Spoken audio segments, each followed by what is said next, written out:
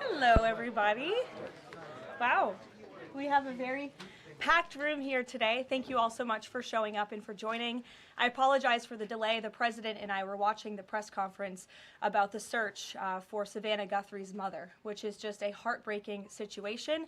The president, as you all know, spoke directly with Savannah yesterday and told her that the federal government is here to help. Any requests that are made by state and local officials in the search of Miss Guthrie will absolutely be accommodated. I spoke with the FBI directly about that today as well. And our hearts and our prayers are with Savannah and her entire family as they search for her dear mother.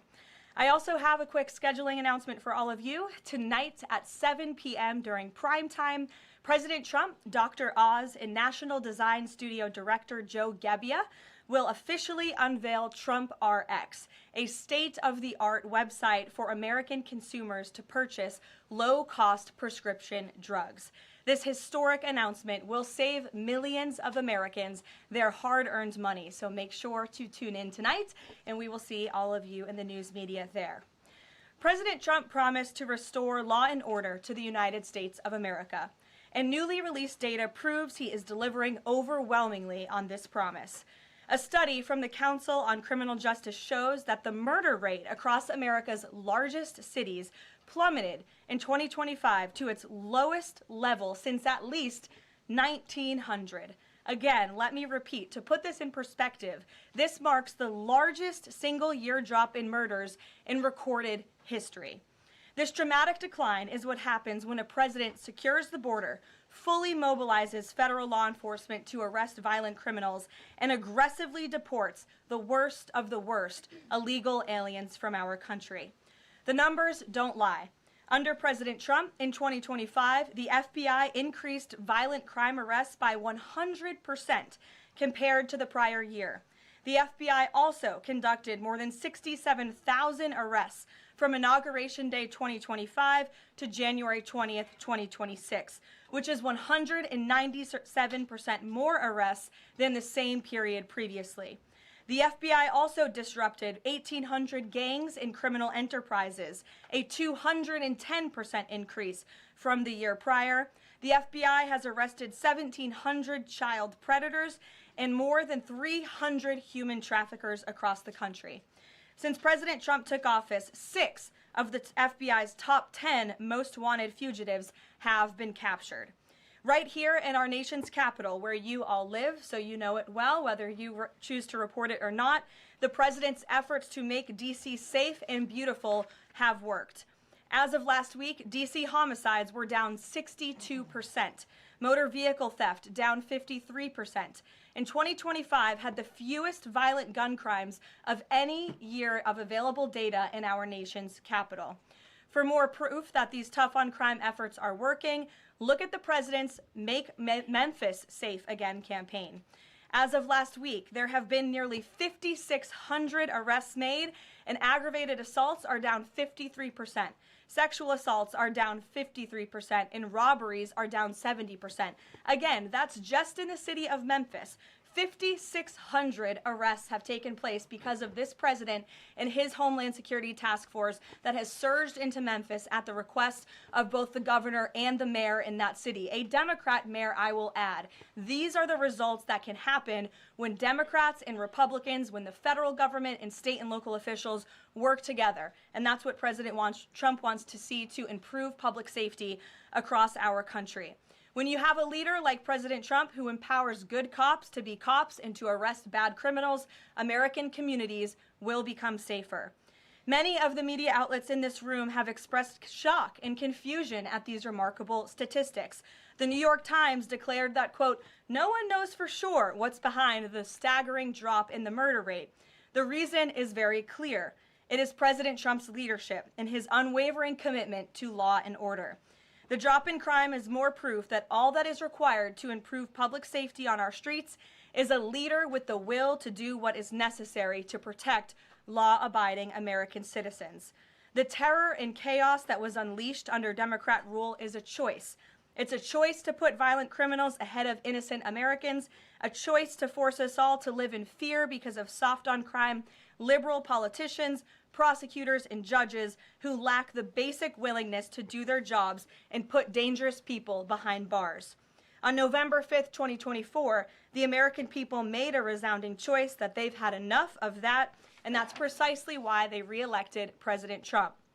So even as Democrats and the liberal media are engaged in hysteria about this administration arresting and deporting violent, criminal, illegal aliens, the undeniable truth is that deporting these individuals is one of the primary reasons why America's streets are safer today than they were 1 year ago when President Trump assumed office.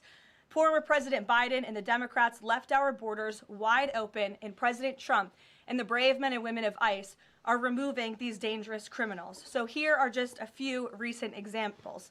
Number one, a Venezuelan national and active Tren de Aragua gang member with a rap sheet including homicide, assault, child cruelty, domestic violence, and property damage. This is an individual I can assure you not a single one of you in this room would want in your neighborhood, whether you admit it or not. He entered the U.S. in 2022, and he was released into our country by the Biden administration. He is no longer here, thanks to President Trump.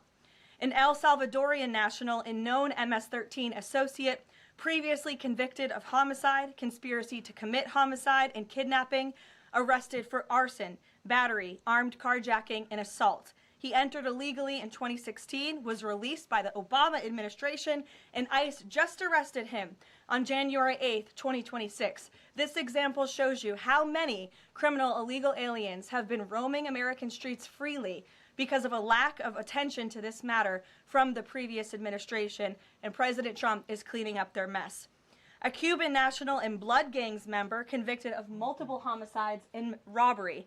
ICE arrested him on October 27th and removed him on January 6th, 2026. Arresting and deporting these types of illegal criminals is precisely what the American people voted for.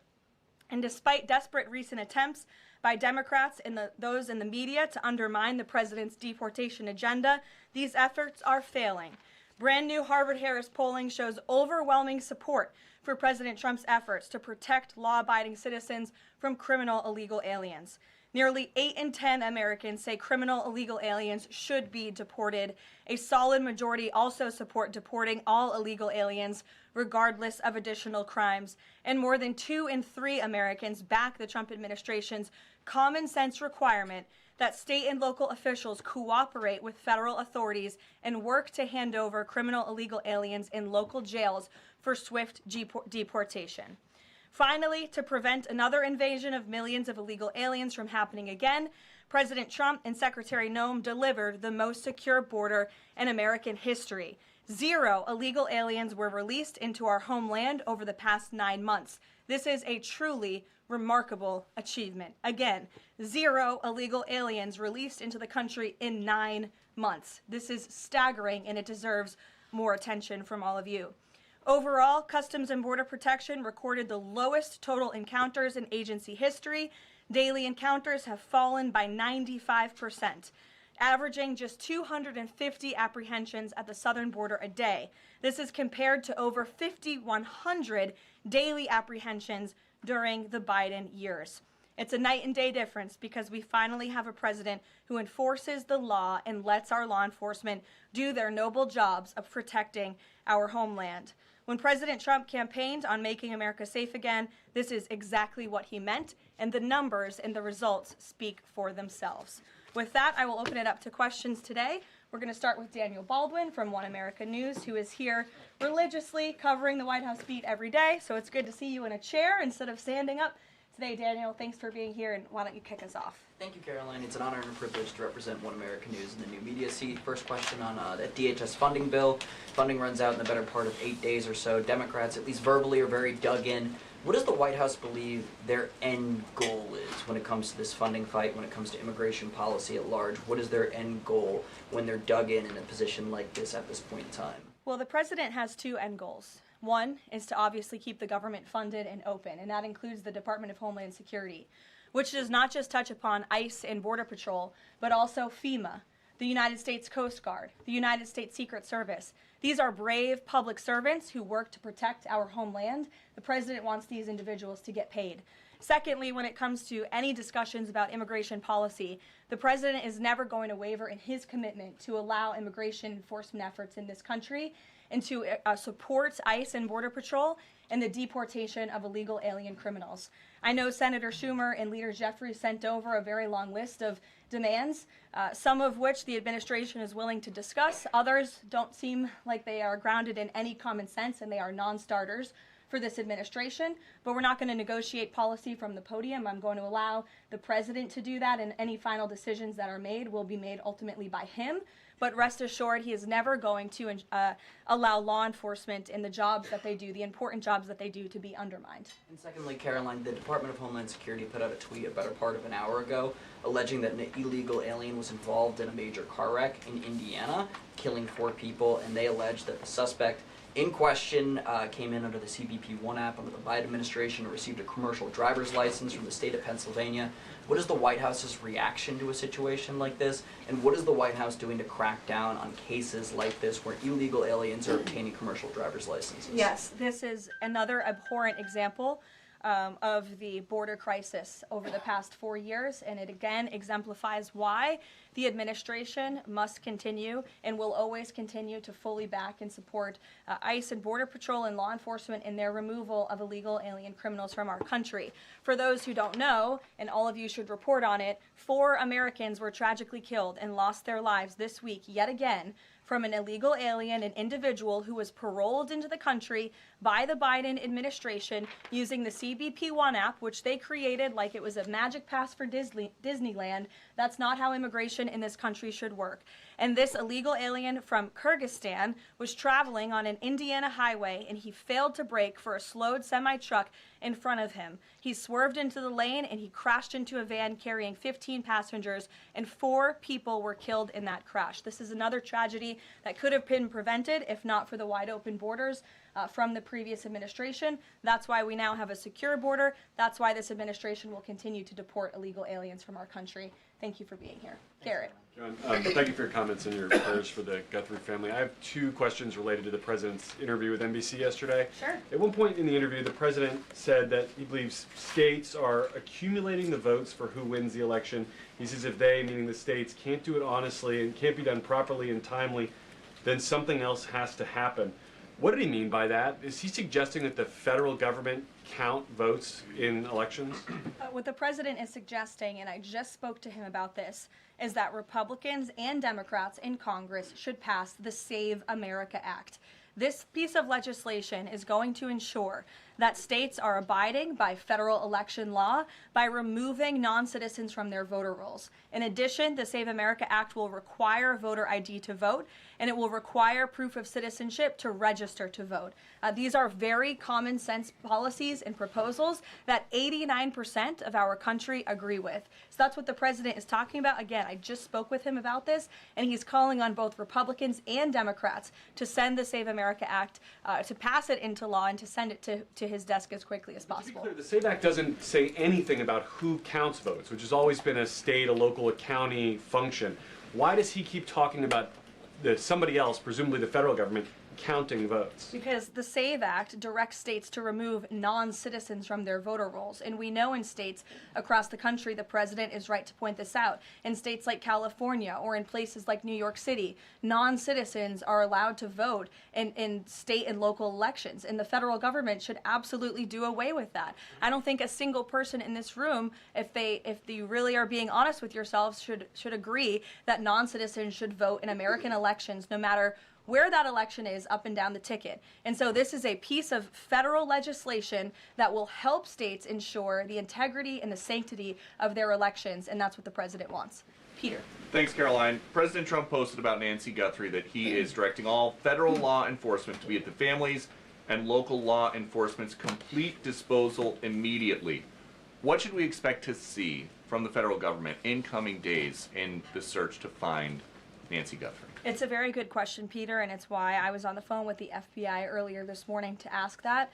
And what they told me is that the FBI, again, is at the disposal of the state and local government. Whatever personnel or assets or resources that the state and local authorities and police need will be granted to them at the direction of the president, the FBI director, and the attorney general. A different law enforcement issue. The FBI just found 1,000 samples inside an illegal biolab in Las Vegas. It is linked to a different biolab that was previously raided. There are ties to China. What does the president think the CCP might be up to here? I haven't spoken to him about this specific investigation from the FBI, but I'm happy to, and I'm sure he's very glad that this is something the FBI discovered, and we'll make sure anyone who is involved in illegal activity will be held accountable. And just one more about this weekend. At the Mar-a-Lago Super Bowl party, after the first 2 quarters, are the TVs going to be on the halftime show with Bad Bunny or the halftime show with Kid Rock? I think the president would much prefer a Kid Rock performance over Bad Bunny, I must say that. Jennifer. On the nuclear arms pact, we saw the president's post on that. Yes. But can you say, is there a temporary agreement with Russia to stand by the terms of the New START treaty while negotiations are happening? Not to my knowledge. Again, to your point, Jennifer, I just do want to reiterate exactly what the president said. He wrote just moments ago, the United States is the most powerful country in the world. I completely rebuilt its military in my first term, including new and many refurbished nuclear weapons. I also added Space Force and now continue to rebuild our military at levels never seen before. We are even adding battleships, which are 100 times more powerful than the ones that roamed the seas during World War II. The Iowa, Missouri, Alabama, and others. I have stopped nuclear wars from breaking out across the world between Pakistan and India, Iran and Israel, and Russia and Ukraine, rather than extend New START, a badly negotiated deal by the United States, which I will add was renegotiated under former President Barack Obama, aside from everything else, is being grossly violated. The president wants to have our nuclear experts work on a new, improved, and modernized treaty that can last long into the future, and that's what the United States will continue to discuss with the Russians. Please. Thank you, Caroline. Sure. Did President Trump himself ever ask DNI Gabbard to head down to Fulton County, Georgia? The president was asked and answered that question just yesterday. I've seen a lot of the media in this room get very caught up with the semantics of why Tulsi Gabbard is there. I will tell you why, and the president agrees with this, because election security is essential to national security. And as the director of national intelligence, it is a part of Ms. Gabbard's role to make sure that American elections are free of foreign interference and that American elections are safe and secure. And so the ODNI director is working with the FBI on this effort, and the president wholeheartedly supports both Kash Patel and Tulsi Gabbard in ensuring that American elections are safe, are secure, and are free of foreign intervention. Is there any Michael, indication go that ahead. there's foreign influence? Federal law enforcement's involvement in the search Well, for Nancy Gabbard. excuse me one second. It's the media who has said that there's Russian interference in American elections. You guys have been saying that for many, many years. So the people, in Fulton well, County. the people in this room, considering that you all said for many years that Russia interfered in the 2016 election to help Donald Trump, you should all be very happy that we finally have an administration that is looking into that, and we'll be happy to keep you posted. Michael. With the FBI's involvement in the search for Nancy Guthrie now, has this search expanded nationwide outside of Arizona? And given Pima County's proximity to Mexico, is this now an international search? Well, Michael, that would be a question for state and local authorities as they continue to oversee the investigation at this time. Again, the federal government and the FBI have offered any and all resources, but the state and local authorities are still leading the investigation, so I would direct you to them. I'm certainly not in a position to talk about it. One other question, Caroline. Sure. Friday's talks with Iran, they were originally supposed to take place in Turkey. They've now been moved to Oman. Can you tell us the reason for that move? Look, the president, diplomacy is always his first option when it comes to dealing with countries all around the world, whether it's our allies or our adversaries. And so Special Envoy Witkoff and Jared Kushner will be traveling to Oman for those talks tomorrow, and we will see what comes of those. The president is standing by for an update from them. Sure, in the pink. Thank you, Caroline. Cuban leader Miguel Diaz-Canel said today that Cuba would be willing to engage in dialogue with the United States only without pressure, without preconditions, on equal footing and with respect for sovereignty. But his government is denying what President Trump said, that they are all already holding talks. How would you respond to that? I think the fact that the Cuban government is on its last leg and its country is about to collapse, they should be wise in their statements directed towards the President of the United States. But as I just reiterated, the President is always willing to engage in diplomacy, and I believe that's something that is taking place, in fact, with the Cuban government. Yeah, thank you, Caroline. So the Office of Personnel Management released a final rule today that makes it easier to fire government employees who are not doing their job, basically. Does the President believe that there are people in his government still that are not following his agenda? That's a good question. I have not asked him about that. I mean, look, it's a very big government, right? There are thousands of people who work for the federal government here in Washington, D.C. This administration has been very much focused on ensuring that we have an efficient and productive workforce for the American taxpayer. There's not a day that goes by where we don't show up and realize we are public servants working on behalf of the American people, and everybody in the federal government best have that mindset, or they won't be welcome to work for this administration. So I think it's a good thing that the Office of Personnel Management put this rule out. I think if people aren't doing their jobs, if they aren't showing up for work, if they're not working hard on behalf of this president, they're not welcome to work for him at all. The New York City mayor is dealing with a $12 billion budget deficit. If he texted President Trump, would the president bail him out? I'll leave that answer to the president himself, Ed. Kristen, go ahead. One more follow-up on Deanna Gabbard. You have said that the president supports the fact that she was there, but last night when he was asked about it, he said he didn't know why she was there. He didn't say that he directed her. Can you clarify on that? Did she go by herself and he learned later and supports it? Well, did you look at the full entirety of his response? I was in the room for that NBC interview, Kristen, and he just said exactly what I told you, which is that election security is essential to national security. We need to ensure that our elections are free and are fair and are free of foreign interference. And he spoke about how Ms. Tulsi Gabbard is involved in that effort. So you're taking like the first 3 words that he said to one question and not looking at his entire response. On what you said about foreign interference, you talked about 2016 and Russian interference, but what we've learned from these Georgia officials is what was seized by the FBI were ballots from 2020 in this Fulton County election center. Do you have any evidence that there was international interference in the 2020 election in this election center? What I do have evidence of, and what the media seems to be undermining, is why Tulsi Gabbard is there in the first place. And I would point you again to federal law that clearly assigns the DNI and the office with the statutory responsibility to lead counter intel matters related to election security. This includes assessing risks to election voting systems, software, voter registration databases, and more, and analyzing foreign interference. And the ODNI is responsible for supporting the White House interagency action to secure our elections through intel analysis and vulnerability assessments. And they should be routinely collaborating with agencies like the DHS, the DOJ, and the FBI. So as for that question, it would be better suited to ask the Director of National Intelligence herself in her office. But what I'm telling you is that it is more than appropriate. In fact, it is Tulsi Gabbard's job to ensure that our elections are safe and secure. And that's exactly what she's been doing on the ground in Georgia. And I don't understand why anyone in this room, considering you're all American citizens, I believe, and like to vote in our nation's elections, should have any problem with that whatsoever. Now, thank you, Caroline. The president said that the administration should take a softer approach on immigration enforcement. He's also suggested for months that some migrant workers should be spared from these raids based on what they're doing. Is the administration going to continue to conduct large worksite raids as it seeks to target violent criminals? And can you clarify, is the federal government going to continue doing these deportation operations in blue cities where authorities say they don't want them?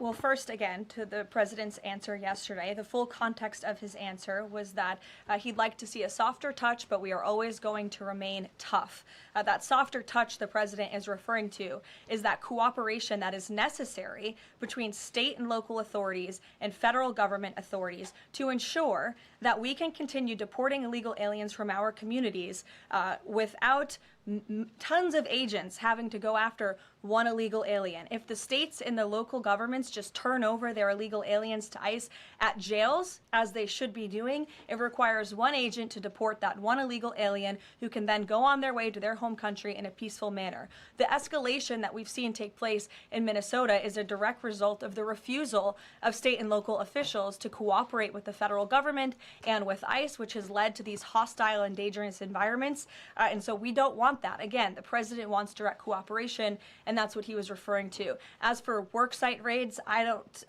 broadcast any future action that may or may not happen from the Department of Homeland Security. But again, the president's focus and the administration's focus is on targeting illegal alien criminals, especially those who have committed heinous crimes in our country, as evidenced by the few illegal aliens that I just shared with you here today. Will ICE and Border Patrol avoid going to other blue cities where the local officials are saying, we won't work with you, we don't want you here? Well, first of all, those local officials should be wanting to work with ICE. Why would any official, whether you're a Democrat or a Republican, want murderers and predators in your city? It makes zero sense. It's an untenable position. The only reason Democrats are taking that position now is because their entire party platform is just anti-Trump. It makes no sense for the American people. They should be calling this White House, they should be calling Secretary Noem, they should be calling Tom Homan, and they should be saying, we want to work with you to remove the worst of the worst criminals from our city. Please come here. So yes, ICE is going to continue to do their job in cities and communities across the country, but it certainly makes it much easier when we have that level of cooperation and corroboration at the state and local level. In places like Florida, where there has been the arrest of thousands, tens of thousands of illegal alien criminals. None of you talk about that, or none of you hear about that, because these operations are going seamlessly and peacefully. Why? Because there is an intimate cooperation between the state government and the federal government, and that's what the president wants to see in all 50 states. In the whites, yes. Hi, thank you, Caroline. Over the weekend, President Trump said that he was giving a serious look at endorsing in the Texas Republican Senate primary. We know that Minnesota and Georgia also have competitive, crowded primaries. Is he giving those races a serious look as well? Well, I'm not allowed to speak from the podium on any future political endorsements the president may or may not make, but I know that he is watching all of these races across the country quite carefully. I won't get ahead of him on any potential endorsements. John. Thanks a lot, Caroline. Two questions for you about the continuing resolution that the president signed for the Department of Homeland Security.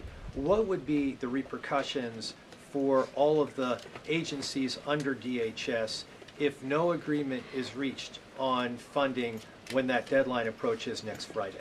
Well, there will be grave repercussions for all of those agencies, but more importantly, frankly, for the American people who those agencies serve. And that's exactly what the president and the White House want to avoid. Again, we want to keep the government funded. We want the Department of Homeland Security, of course, to be up and operationalized and continuing as necessary to protect our homeland, to secure our border, to ensure the brave men and women of the United States Coast Guard are getting paid, the brave men and women of the United States Secret Service who protect the president, the vice president, and frankly, all of you in this building every day continue to receive the paychecks that they so well deserve. And so that's why the White House will engage in these talks with Democrats. But again, the president is never going to cave on this administration's core promise to deport illegal aliens from our country. You said, Caroline, in your statement that there are certain proposals that Democrats are putting up that are non-starters. What are some of those non-starters? There are a few, and it's a very good question, but I won't negotiate from the podium. I know the White House will be engaged in direct, serious talks with Democrats on this important matter. Natalie. Thank you. In addition to launching TrumpRX tonight, Trump has said that he wants to meet with insurance companies to lower healthcare costs. Do you have any update on when those meetings are Yes, he does want to meet with insurance companies. That meeting will take place. I don't have an update on when it will be on the schedule, but the purpose of that meeting will be to continue to negotiate with these companies to ensure that more money is going back to the American consumer. And you're all going to see that on full display tonight at 7 o'clock with the formal launch of TrumpRX. I'm telling you, this is going to be a very cool and unique event, so everybody really should tune in. Can you clarify what the president said on the Diego Garcia deal? He said he didn't like it, now again he says he's for it. He spoke with Prime Minister Starmer directly. He understands Prime Minister Starmer's position, and he supports it. But as the president reiterated in that statement, of course, the United States reserves the right to protect our assets. We still have a military base, of course, on the island of Diego Garcia. And so the president reiterated to the Prime Minister and to all of you that the United States will never waver, if necessary, in protecting our assets anywhere in the world, but including on Diego Garcia. And he supports the Prime Minister's decision. Elizabeth. Just on that one, Caroline, can I ask you? Said that he's now seeking. John, I'll go to you after. Thank you. The president said he's now seeking $1 billion from Harvard, considerably more than before. What changed here, and how are negotiations going? Well, look, this has been an ongoing negotiation and, frankly, a frustrating negotiation for the president and the administration because we want a deal. And it's very unfortunate that Harvard has dragged its feet in understanding they need to rectify the wrongs and the illegal behavior that took place on their campus over the course of the past several years under the previous administration. And so the president wants a justified deal to correct for that criminal behavior that took place on their campus. He is now demanding $1 billion from Harvard University, and Secretary McMahon will be continuing to lead this negotiation and these talks. John. Caroline, thank you. You mentioned some polling earlier that was very compelling on deportations. Rasmussen came out with a poll today, said 75% of Republicans want all illegals deported. It seems like the conversation has shifted again to focusing only on deporting illegal aliens who are criminals. Is the president still committed to deportations of the 20 million illegals that came here under Joe Biden, or are you starting to see that back? Yes, and the president has always been committed to that, John. But we must prioritize, and the prioritization is on those tens of thousands of convicted criminals whom we know are still roaming our streets. ICE and Border Patrol and DHS have done a phenomenal job of removing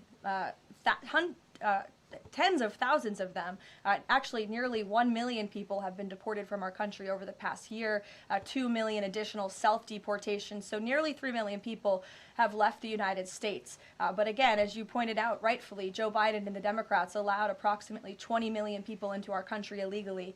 So yes, of course, the president is committed to ensuring that America is and always will be a nation of laws. Thank you, Caroline. Steve Bannon recently said, quote, "We're going to have ICE surround the polls come November."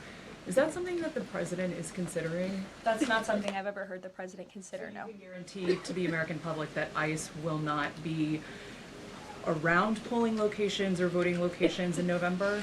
I can't guarantee that an ICE agent won't be around a polling location in November. I mean, that's frankly a very silly hypothetical question. But what I can tell you is I haven't heard the president discuss any formal plans to put ICE outside of polling locations. It's a disingenuous question.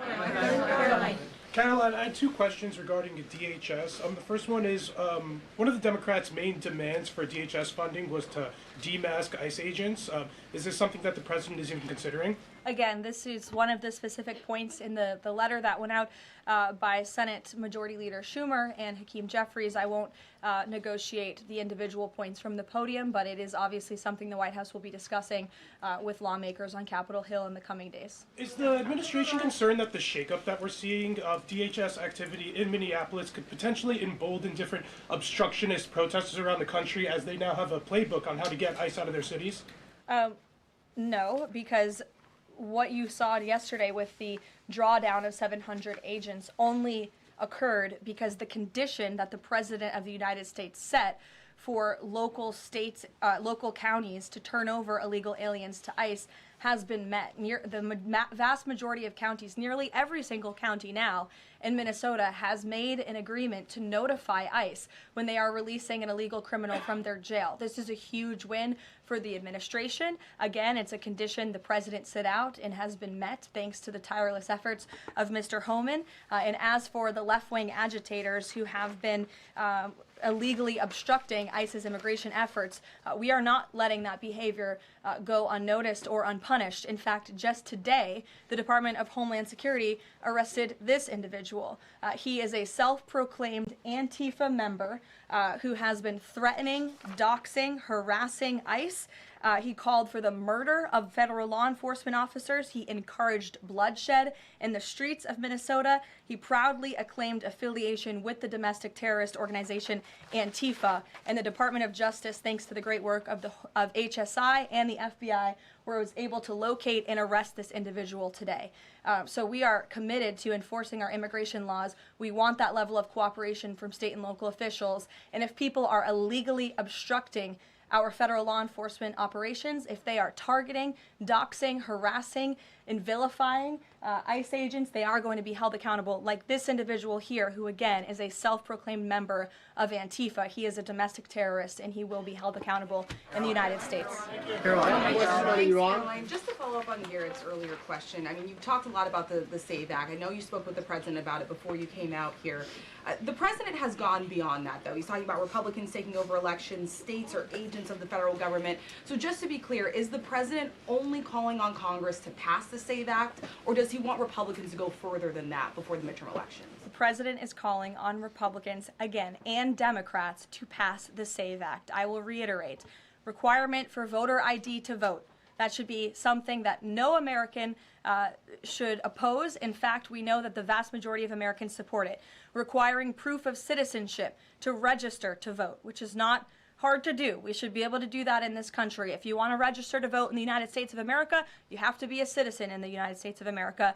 And this piece of federal legislation will direct states to remove non-citizens from the voter rolls. I just had a conversation with the president about it. Thank you, Caroline. I have two questions. Tariffs on South Korea. As you know, President Trump recently mentioned tariffs, increasing tariffs on South Korea. When will the 25% tariffs increasing on South Korea begin? Secondly, what impact will this have on national security? Sure. I don't have a timeline for you on that, but I will make sure that our trade team here at the White House gets you an answer swiftly and promptly. John. Thank you so much, Caroline. Yesterday, President Trump, in the NBC interview, said that it bothers me that somebody is going after Bill Clinton. That somebody is the House Oversight Chairman, James Comer, a Republican. Why is the president bothered that they're investigating Bill Clinton and his Epstein ties? Look, I think that the president has respect for the former president of the United States, Bill Clinton. He said yesterday himself they've shared a good relationship, and that's what he was reiterating in that NBC interview.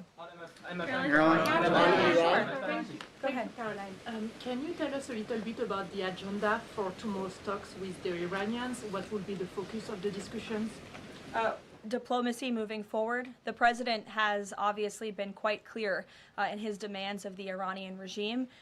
Zero nuclear capability is something he's been very explicit about, and he wants to see if a deal can be struck. And while these negotiations are taking place, I would remind the Iranian regime that the president has many options at his disposal, aside from diplomacy, as the commander-in-chief of the most powerful military in the history of the world. Take one Washington Examiner. Go ahead. Lynchburg County, Virginia is their local law enforcement is defying the blue government's demand that they no longer cooperate with ICE. There's a lot of red counties that are thumbing their nose at the blue government, blue states leadership, telling them not to cooperate with ICE. Will this administration support those counties in any way? Support them either through legal help or? Absolutely. And if there is a county in this country, whether it's red or blue, that seeks to cooperate with the federal government to remove violent, illegal criminal aliens from their communities, this administration is here to help. You've heard the calls from the president himself on asking Democrats and Republicans across the country to call on the Trump administration to work with them, not against them, in the matter of public safety and securing our homeland. Thank you all very much. You'll hear directly from the president tonight at 7 o'clock, and I hope everybody has a good weekend. Happy Super Bowl weekend. The president has wisely chosen not to make a prediction in Sunday night's game, but as a native girl from New Hampshire, go Patriots. Thank you, guys.